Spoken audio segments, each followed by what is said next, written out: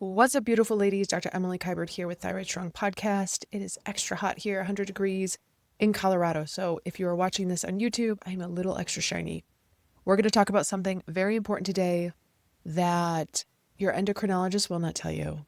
Your primary care won't tell you. And we're going to talk about the 5 root causes of belly bloat that often I see in women with Hashimoto's. If you've ever felt like you're doing everything right, you're eating clean, you're hitting your protein, you're not eating gluten, maybe you're even tracking your food and your belly is still bloated by lunch, this is what we're going to talk about today. I'm pulling back the curtain on 5 surprising root causes of belly bloat that I see all the time in my one-on-one clients with Hashimoto's. Spoiler alert, it's not just what you're eating, it's what your gut is doing with that food. So let's dive in. Let's start with one of the most common infections I see in the Hashi ladies. This gets picked up on a GI map, which is a stool test, and the infection is called Helicobacter pylori, shortened version H. pylori. It's a bacteria that lives in your stomach and suppresses your own production of stomach acid. Why does this matter? You need stomach acid to break down your protein, your food, and to be able to then absorb the minerals and vitamins from that food. Without stomach acid in proper production, food will sit and ferment, specifically and especially protein, leading to upper belly bloat, burping, that feeling of food is sitting in your belly for a long time, and even causing fatigue after you eat. So if you're burping a lot after meals, but you still have your gallbladder and you can't tolerate red meat, H. pylori could be the culprit. I see this all the time in women with Hashimoto's. It comes up on a GI map, and typically it is the upper third of the belly. So that is number 1. And when we look at your gut, we go north to south. Now, let's talk about middle to lower 2/3 of your belly bloat. If this bloating in your lower belly shows up 30 to 90 minutes after you eat, especially if your belly balloons like you're pregnant after dinner, you might have something called SIBO, small intestinal bacterial overgrowth. This is when bacteria overgrows in the small intestine where it does not belong. When food is moving slowly through the gut, potentially from an upstream issue like H. pylori, your food will ferment, especially carbs and fiber. And this can cause gas, distension, constipation. And the gold standard for picking up SIBO is a breath test. A lot of Hashi women that I meet, a lot of Hashi clients that I work with who have SIBO also report feeling better on a low FODMAP diet temporarily. It is a Band-Aid, so we want to test, not guess. A low FODMAP diet is one in which you are removing certain sugars out of your diet. It is quite restrictive. Let's talk about root cause number 3. And this might be a surprising one for some women. I have currently been working with a 68-year-old. We are in our 2nd month of working together. She has already lost 4 pounds after not losing weight for years. And one of the things we shifted, because she was noticing lower belly bloat, was decreasing the amount of fat in her diet and increasing her protein and her carbs.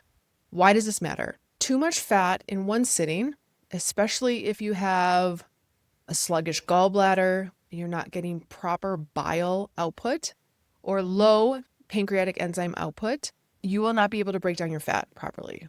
This shows up in clients who are eating super clean. Maybe they're eating paleo or keto, lots of avocado, nuts, fatty meats, oils. And without that strong bile flow or lipase enzymes, the fat will stay undigested. And this can cause upper right quadrant pain, bloat, and even stools that float when you go to the bathroom. So upper right quadrant, right under the ribs. If you feel bloated after eating even a clean meal, like something with avocado or salmon, this might be you. Pancreatic elastase and fecal fat on a GI map, specifically a stool test, will help uncover this root cause. Number 4, let's talk parasites. Yes, even if you have not traveled outside the United States, I have seen blastocystis hominis, giardia, Entamoeba histolytica, whipworm, hookworm, roundworm in patients who have not left the country in years. Parasites can trigger your immune system to be in overdrive. It can increase leaky gut, also known as intestinal permeability, and can cause bloating, cramping in the stomach after you eat, loose stools, and fatigue. Parasites also create inflammation that blocks the absorption of nutrients that your body is trying to absorb from food.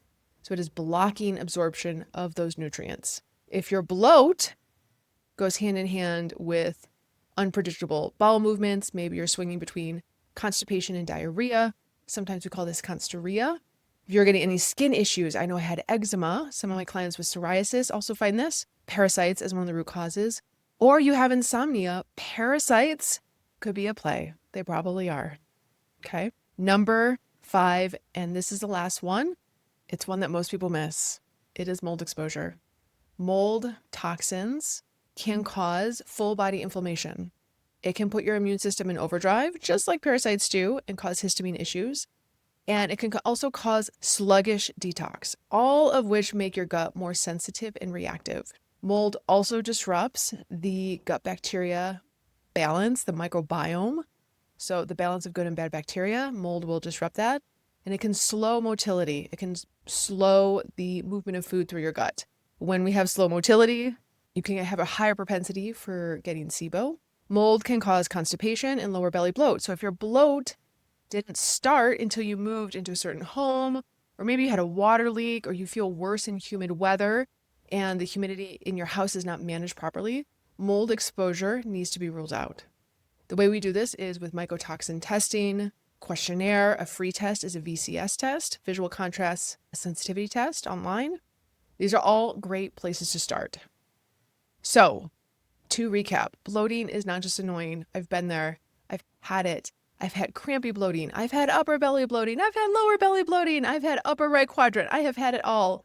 It is your body waving a red flag that something deeper is off. If any of these root causes, and we did 5, sound familiar, you're not crazy. Don't worry. You don't have to guess. This is exactly what we uncover inside of my Thyroid Strong functional medicine coaching. We use GI maps, mycotoxin testing, urine testing, saliva, stool. We also look at your macros. Not a lot of functional medicine doctors know how to do that.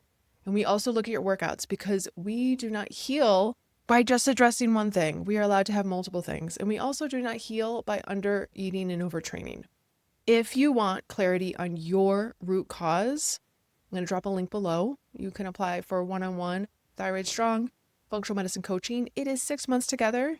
We'll uncover what's driving your bloat, fatigue, weight loss resistance, maybe it's histamine issues, whatever it is, and build a personalized plan to heal from the inside out. Again, the link is in the show notes. And ladies, I hope this was super helpful, and I'll see you next time.